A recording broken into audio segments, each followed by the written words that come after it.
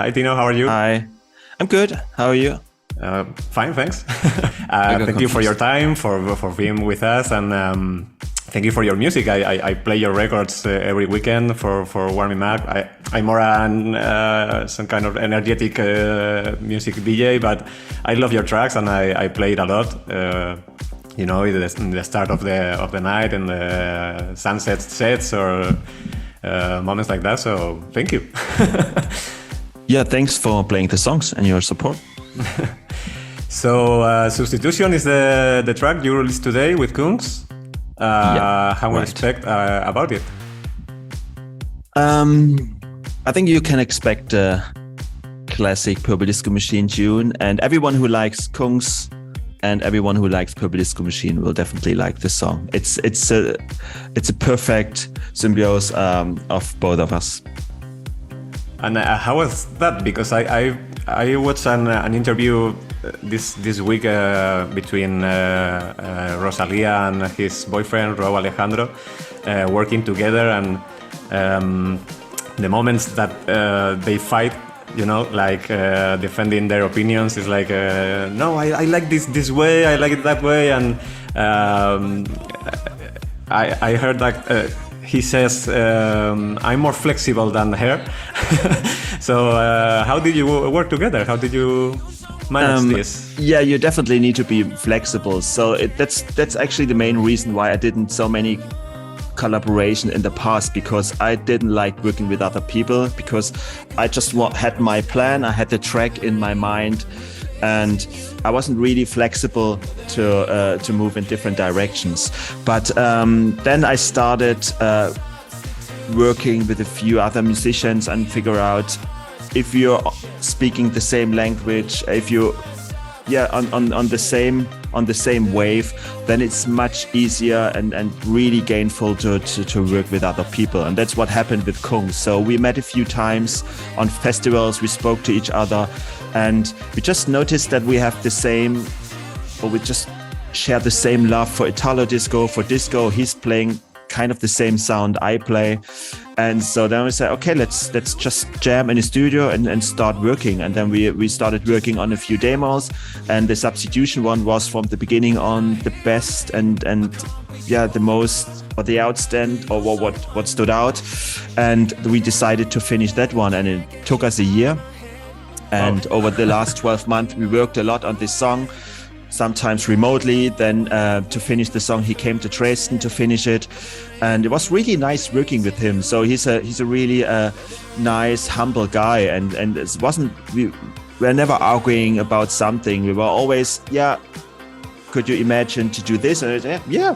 So it's a good idea. Why not trying? And at the end, it's the best idea, the best take wins. So it's not about egos. It's all about the best idea. And this, with this in mind, you can just release songs like Substitution. You have worked with massive superstars, but also with less known people. So what are the differences when you are working on a remix and you have Lady Gaga voice in your computer? Are you afraid or doing something wrong or something like that?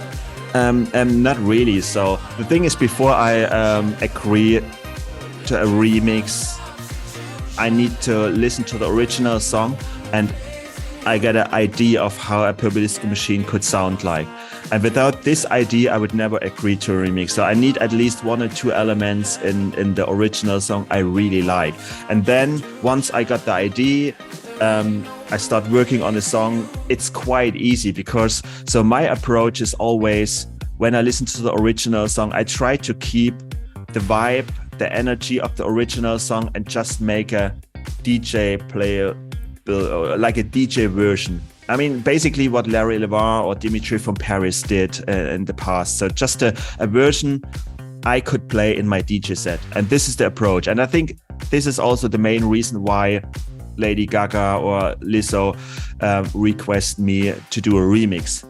And so this is, it's actually quite easy. So I got never massive changes. They never rejected remixes because they didn't like it. So I got a lot of luck that they always liked my work and never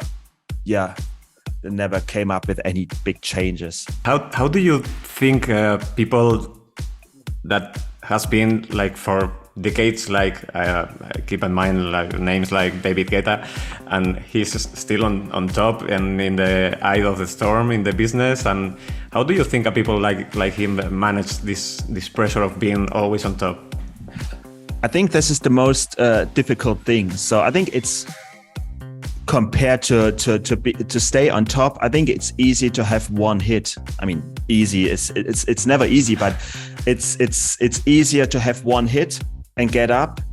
But it's really hard to stay on top, to deliver hit after hit after hit. And yeah, I know. So this is I really appreciate what David Guetta, for example, did. I mean, he started with house music, and of course he changed his sound a few times. But on the other hand, he opened so many doors for the whole electronic music industry.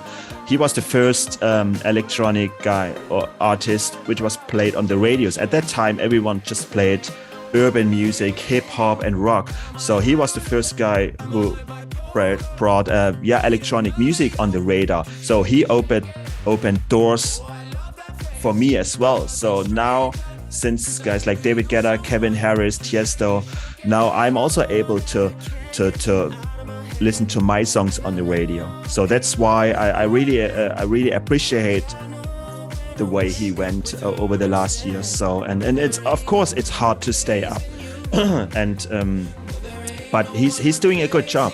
So he's a nice guy. He's still just enjoying music, and that's all about. If you feel that you're really into it, that he loves what he does, then it's totally fine what kind of music you produce.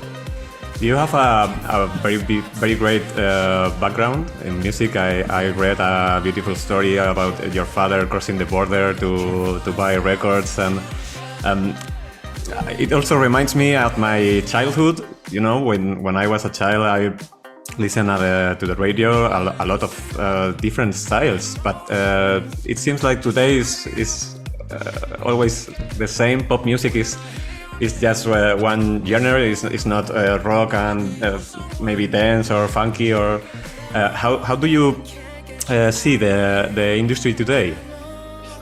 Oh yeah, this is a and where do you go? Where do you think it's going? This question opens a lot. So it's of course it changed a lot over the years. I mean, when I grew up, we had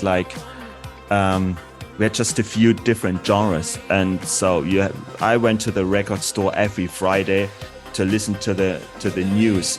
It was just a bunch of CDs I could listen to. Nowadays, you have access to a million of songs literally every day. So there is no filter anymore, which is, on the one hand, is good because you can explore your own sound. There are no boundaries anymore. So, but on the other hand, I think most of the people don't have the time and the patience to dig deeper and listen to music. They just trust algorithms, and so this is, I don't know. I think you have to accept it and you have to go with the flow and. But you can. I mean, you don't need to be too negative. There's always something positive in this kind of evolution.